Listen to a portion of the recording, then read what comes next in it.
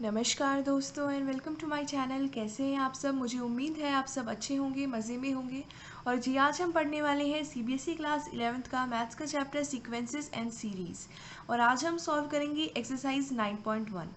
इसका क्वेश्चन है right the first 5 terms of each of the sequence in exercises 11 to 13 and obtain the corresponding series.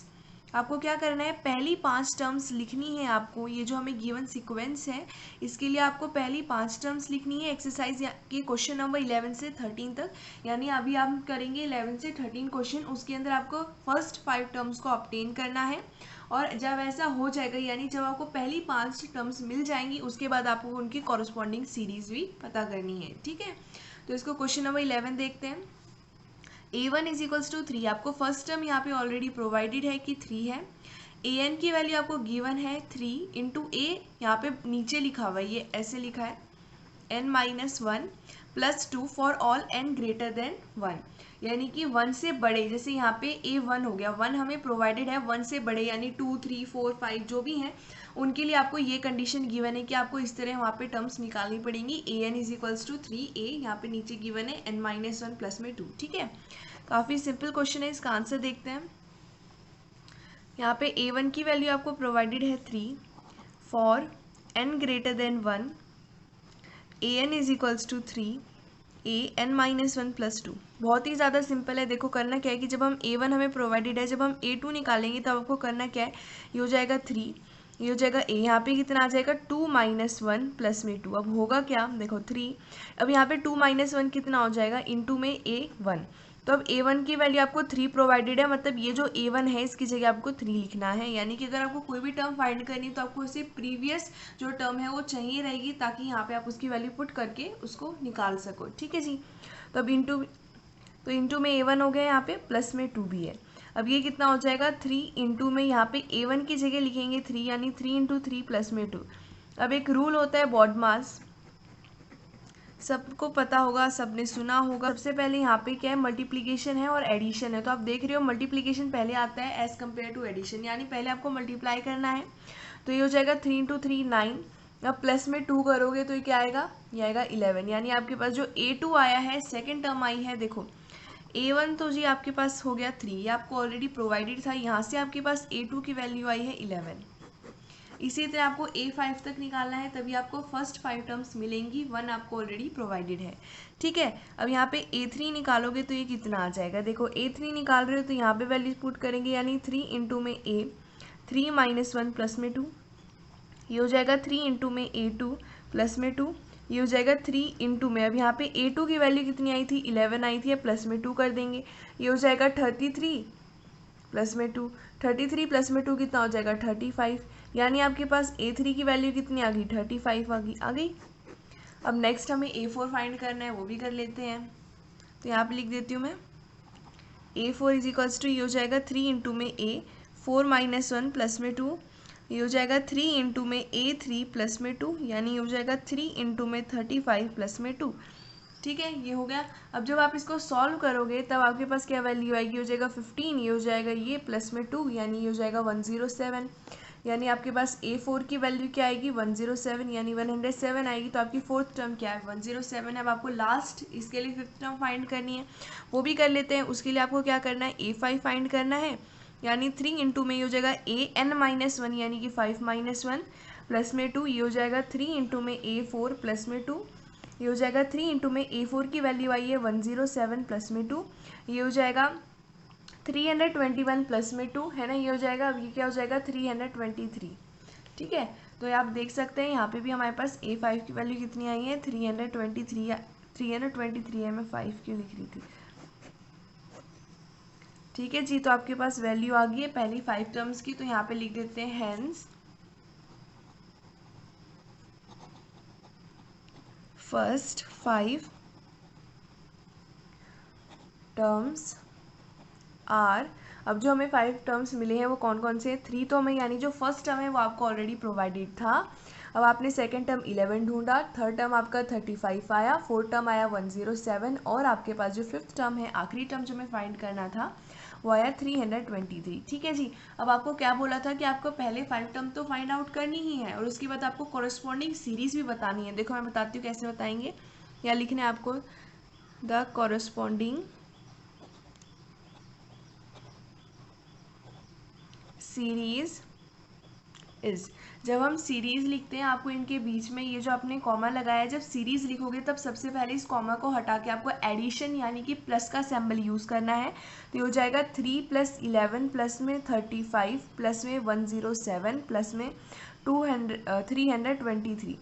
ठीक है जी। अब आपने ये लिख दिया। अब आपको करना है कि आप सीरीज बता रहे हैं यानी कि ख़त्म नहीं होगा, प्लस में करना है और ये डॉट्स लगा देनी है। तो ये आपकी सीरीज बन गई। मतलब जब आप टर्म्स बताओगे तब आप इनके बीच में सेपरेटली कॉमा लगाओगे ताकि आप इंडिकेट कर सको कि कौन सी टर्म कौन सी है।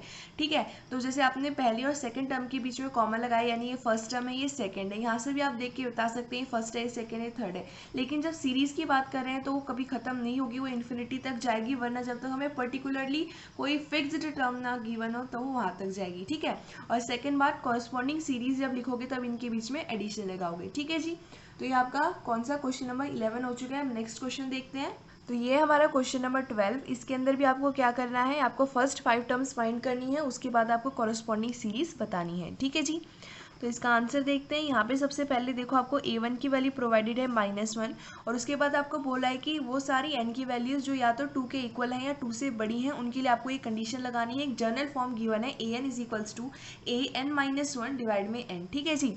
तो अब देखो ये क्या हो जाएगा, यहाँ से लिखते हैं फॉर n ग्रेटर देन और इक्वल टू 2 an की वैल्यू क्या है, an-1 डिवाइड में n। ठीक है जी। अब आपको करना क्या है, यहाँ पे सबसे पहले हम a2 फाइंड करेंगे तो उसके लिए करते हैं फॉर n = 2। आप ऐसे लिख के बता सकते हैं कि अब हमारे पास 1 के लिए ऑलरेडी है, a1 की वैल्यू हमें -1 प्रोवाइडेड है। अब हम n = 2 यानी कि a2 यानी कि सेकंड टर्म फाइंड करेंगे। तो a2 की वैल्यू क्या आ जाएगी, ये हो जाएगा a2 - 1 डिवाइड में 2। तो ये हो जाएगा a1 डिवाइड में 2। अब a1 की वैल्यू कितनी है, -1 डिवाइड में 2 यानी आपके पास जो a2 की वैल्यू आई है वो आई है -1 डिवाइड में 2। ठीक है। अब यहाँ से a2 की वैल्यू आ गई। अब आपको क्या फाइंड करनी है, a3 की वैल्यू। तो यहाँ लिख देते हैं फॉर n = 3। ये हो जाएगा a3 = a3 - 1 डिवाइड में 3। अब ये हो जाएगा a2 डिवाइड में 3। तो अब आपके पास a2 कितना आया था, ये आया था -1 डिवाइड में 2। ये क्या है, 3 डिवाइड में 1 है। ठीक है। अब इसको ऊपर ले जाओगे तो ये मल्टीप्लाई हो जाएगा यानी क्या हो जाएगा, -1 डिवाइड में 2 इंटू में 1 डिवाइड में 3 ये हो जाएगा। अब इसकी वैल्यू कितनी आएगी, -1 डिवाइड में 6 आएगी। ठीक है। यानी आपके पास a3 की वैल्यू कितनी आई है, -1 डिवाइड में 6 आई है। अब आपको a4 फाइंड करना है तो यहाँ लिख देते हैं फॉर n = 4। तो ये हो जाएगा a4 = a4 - 1 डिवाइड में 4। ये हो जाएगा a3 डिवाइड में 4। अब a3 की वैल्यू आई है -1 डिवाइड में 6 और डिवाइड में 4 आया। अब 4 के नीचे 1 आए, फिर से इसको ऊपर ले जाओ तो ये क्या बन जाएगा, -1 डिवाइड में 6 इंटू में 1 डिवाइड में 4। अब ये हो जाएगा -1 डिवाइड में 24। ठीक है। अब आपके पास a4 की वैल्यू कितनी आई है, a4 की वैल्यू आई है -1 डिवाइड में 24। अब आपने 4 टर्म्स ऑलरेडी फाइंड कर ली हैं जिनमें से एक आपको प्रोवाइडेड थी। अब आपको क्या करना है, लास्ट यानी कि इसके लिए 5th टर्म फाइंड करनी है। उसके लिए हम क्या करेंगे, फॉर n = 5 के लिए हम फाइंड करेंगे। तो a5 की वैल्यू कितनी आएगी, a5 - 1 डिवाइड में 5 आएगी। ये हो जाएगा a4 डिवाइड में 5। a4 की वैल्यू है -1 डिवाइड में 24। अब डिवाइड में 5 है, 5 के नीचे 1 लगा दो, इसको ऊपर ले जाओ तो ये हो जाएगा -1 डिवाइड में 24 इंटू में 1 डिवाइड में 5 हो जाएगा। अब इसकी वैल्यू आएगी -1 डिवाइड में ये हो जाएगा 0, ये हो जाएगा 2 और ये हो जाएगा हमारे पास 1 2। ठीक है।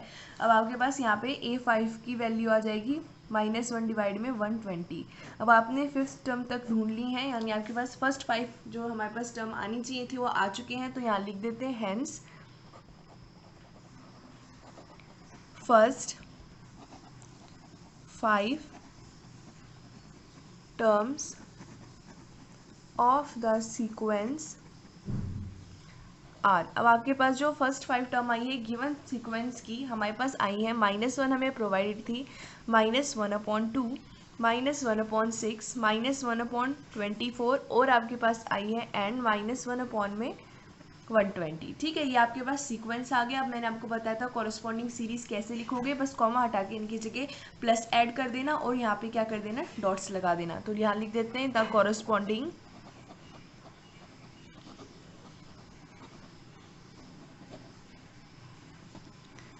सीरीज इज, अब क्या सीरीज बनेगी, ये देखो ये बन जाएगी -1 प्लस में -1/2 प्लस में -1/6 प्लस में -1/24 प्लस में -1/120 और यहाँ पे लगा देंगे हम डॉट्स, यानी कि ये क्या बन गया, आपकी कॉरस्पॉन्डिंग सीरीज बन गई। ठीक है जी, अब हम इसका नेक्स्ट क्वेश्चन देखते हैं। तो जी इसका क्वेश्चन नंबर 13 है, a1 is equals to a2 is equals to 2। अब आपको यहाँ पे a1 और a2 की वैल्यू 2 प्रोवाइडेड है और आपको a1 यानी कि एक जनरल टर्म गिवन है an-1 ठीक है। अब ये पोर्शन अलग है और ये पोर्शन अलग है, ये क्या है, ये है an-1 और ये है -1, ठीक है। अब यहाँ पे किसके लिए जनरल कंडीशन लागू होगी, जिसकी वैल्यू 2 से ग्रेटर होगी, यानी n इज ग्रेटर देन 2। ठीक है जी, तो इसका आंसर देखते हैं। तो यहाँ पे आपको a1 की वैल्यू 2 प्रोवाइडेड है, a2 की वैल्यू भी 2 प्रोवाइडेड है। अब आपको क्या करना है, for n greater than 2 we have an is equals to a n-1 minus में 1। अब आपको क्या करना है, 2 से बड़ी यानी कि a3 a4 और a5 के लिए आपको ये कंडीशन लगानी है। तो सबसे पहले हम करेंगे for n is equals to 3 के लिए, तो ये क्या बन जाएगा, a3 इज इक्वल्स टू, ये हो जाएगा a3-1 यानी ये हो जाएगा a2-1। अब आपको a2 की वैल्यू पुट करनी है, तो a2 की वैल्यू है 2, तो 2-1 यानी कि 1 आपके पास। अब यहाँ पे a3 की वैल्यू आएगी 1। ठीक है जी, अब इसकी नेक्स्ट टर्म फाइंड करने के लिए हमें क्या करना है, n की जगह 4 लिखना है, तो यहाँ लिख देते हैं for n is equals to 4। ये क्या हो जाएगा, a4 is equals to a4-1 अब ये हो जाएगा a3-1, तो a3 की वैल्यू आई है 1 -1 यानी ये जाएगा 0। ठीक है, तो जी आपके पास a4 की वैल्यू क्या आई है, 0 आई है। अब आपको लास्ट टर्म इसके लिए फाइंड करनी है जो है a5, यानी कि for n is equals to 5 आपको फाइंड करना है, तो ये हो जाएगा a5 is equals to a5-1 तो ये क्या हो जाएगा, ये हो जाएगा a4-1 यानी ये हो जाएगा 0 -1 जो हो जाएगा -1। ठीक है जी, तो a5 की वैल्यू आपके पास क्या आ गई, -1 आ गई। अब आपने पांचों की पांचों टर्म्स फाइंड कर ली हैं, जिसमें से 2 आपको ऑलरेडी प्रोवाइडेड थी, 3 आपने फाइंड करी है। तो यहाँ लिख देते हैं हेंस, जी मैंने यहाँ पे लिख दिया है hence the first 5 terms of the sequences are. यहाँ पे आपको ये पहली 5 टर्म्स मिल गई हैं, जिसमें से a1 और a2 आपको ऑलरेडी प्रोवाइडेड थे, a3 a4 और a5 आपने फाइंड किए हैं। अब आपको कॉरस्पॉन्डिंग सीरीज भी लिखनी है, तो चलो लिख लेते हैं। और सिंपल सी बात है, यहाँ पे प्लस ऐड कर दो और यहाँ पे डॉट्स लगा दो। ठीक है, तो यहाँ लिख देते हैं द कॉरस्पॉन्डिंग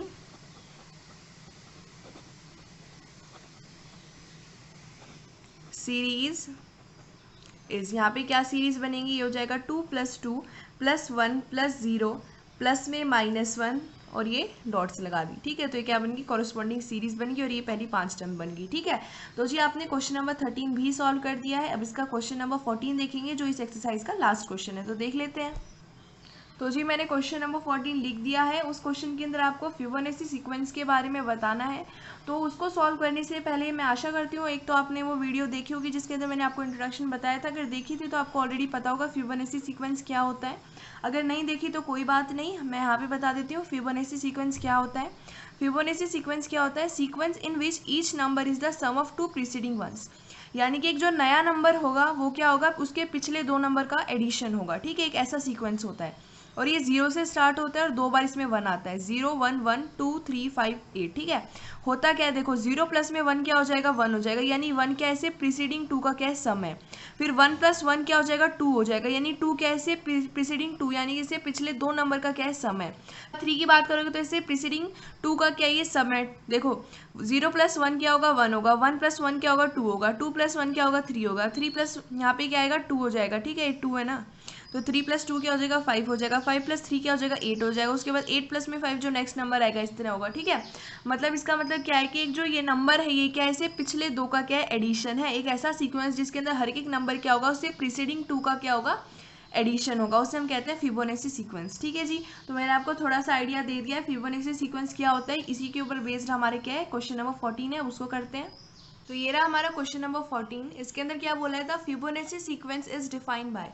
यहाँ पे आपको बताया कि इस तरीके से आपको फिबोनाची एक सीक्वेंस मिलेगा। कैसे, यहाँ पे 1 = a1 a2 यानी a1 और a2 की वैल्यू 1 है और n > 2 यानी कि a2 के बड़े वाले यानी कि 2 से बड़े वाले जितने भी टर्म्स हैं, जैसे a3 a4 a5 a6 a7, ये जितने भी टर्म्स हैं इनके लिए आपको एक कंडीशन, एक जनरल टर्म गिवन है कि an की वैल्यू आपको कैसे मिलेगी, an-1 प्लस में an-2 से मिलेगी। और उसके बाद जब आपको ये फाइंड कर लोगे, आप एक फिबोनाची सीक्वेंस को फाइंड कर लोगे, उसके बाद आपको फाइंड करना है an+1 डिवाइड में an। किसके लिए फाइंड करना है? n की वैल्यू 1 से लेकर के 5 तक फाइंड करना है।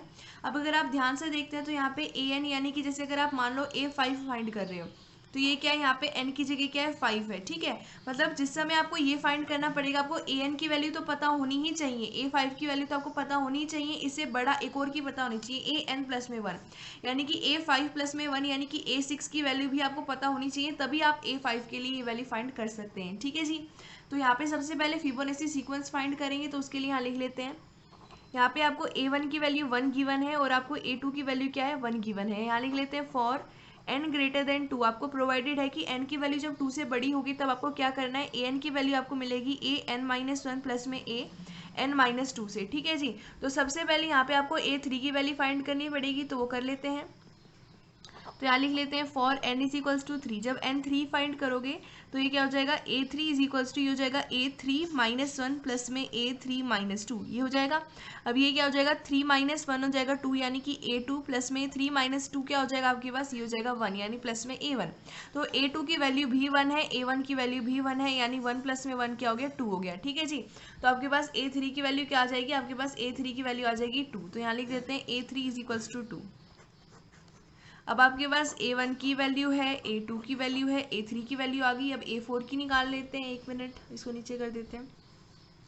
तो यहाँ लिख देते हैं for n is equals to 4, तो a4 के लिए हो जाएगा a4 is equals to a4-1 plus में a4-2। ठीक है, अब ये क्या हो जाएगा, ये हो जाएगा 4-1 हो जाएगा 3 प्लस में 4-2 हो जाएगा 2, यानी कि a3 प्लस में a2, तो a3 की वैल्यू आई 2 प्लस में a2 की वैल्यू है 1, यानी हो जाएगा 3।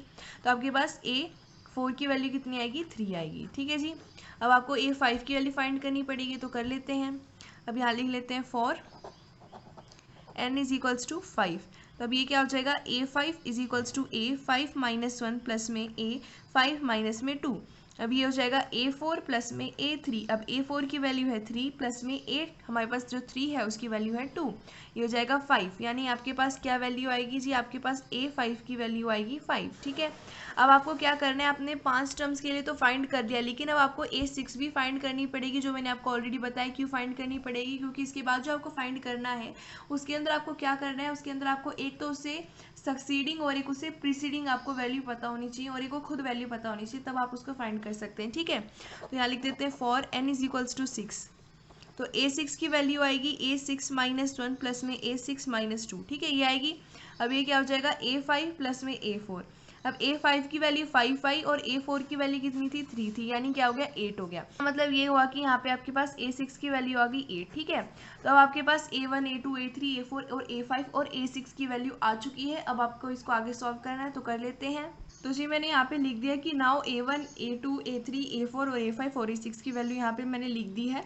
अब आपको फाइंड करना है an+1 डिवाइड में an, हमारे पास n की वैल्यू 1 से लेकर के 5 तक के लिए। तो जी यहाँ पे मैंने ये लाइन खींच दी, यहाँ पे हम n की वैल्यू लिखेंगे और यहाँ पे उसके लिए फाइंड करेंगे। ठीक है, तो सबसे पहले आपको a1 के लिए फाइंड करना है, तो यहाँ लिख देते हैं number 1 for n is equals to 1। ठीक है, उसके लिए आपको ये फाइंड करना है। अब आपको n की जगह 1 पुट कर देना है, तो ये क्या हो जाएगा, a1+1 डिवाइड में a1, ये हो जाएगा a2 डिवाइड में a1। अब a2 की वैल्यू कितनी है, a2 की वैल्यू 1 है और हमारे पास a1 की वैल्यू भी 1 है, यानी आपके पास क्या आएगी, वैल्यू 1 आएगी। ठीक है जी, अब आपको सेकंड किसके लिए फाइंड करना है, अब आपको फाइंड करना है for n is equals to 2 के लिए। अब ये हो जाएगा a2+1 डिवाइड में a2, ये हो जाएगा a3 डिवाइड में a2। अब a3 की वैल्यू है 2 और a2 की वैल्यू है 1, यानी आपके पास वैल्यू क्या आएगी, 2 आएगी। ठीक है जी, इस आपको क्या फाइंड करना है, नेक्स्ट आपको फाइंड करना है for n is equals to 3। अब इसके लिए क्या हो जाएगा, a3 प्लस में 1 डिवाइड में a3, अब ये हो जाएगा a4 डिवाइड में a3। अब a4 की वैल्यू जो है वो लिख लेते हैं, 3 है a4 की वैल्यू और हमारे पास a3 की वैल्यू कितनी है, a3 की वैल्यू आपके पास है 2, तो ये हो जाएगा 3/2। ठीक है, नेक्स्ट आपको क्या फाइंड करना है, फोर्थ यहाँ पे लिख देते हैं for n is equals to 4 के लिए फाइंड करना है, तो ये हो जाएगा a4 प्लस में 1 डिवाइड में a4, तो ये हो जाएगा जी a5 डिवाइड में a4। अब a5 की जो वैल्यू थी वो थी हमारे पास 5 डिवाइड में a4 की वैल्यू आपके पास थी 3, तो ये हो जाएगा 5 डिवाइड में 3। ठीक है जी, अब आपके पास नेक्स्ट जो आपको लास्ट वैल्यू फाइंड करनी है वो है आपके पास for n is equals to 5। अब इसके लिए आपको क्या करना है, ये हो जाएगा a5+1 डिवाइड में a5। अब यहाँ पे हमने a6 की वैल्यू क्यों फाइंड की थी, देखो क्योंकि 5 प्लस में 1 यहाँ पे a6 आ गया, तो उसकी वैल्यू आपको चाहिए है ना, तो A6 डिवाइड में A5, अब A6 की वैल्यू 8 आई थी और A5 की वैल्यू आपके पास क्या आई थी, 5 आई थी। ठीक है जी, तो आपने ये भी फाइंड कर दिया है, जो क्वेश्चन में बोला था वो सब कर दिया है हमने। तो जी आज एक्सरसाइज 9.1 पूरी तरीके से कंप्लीट हो गई है। मैं आशा करती हूँ आपको समझ आई होगी। धन्यवाद।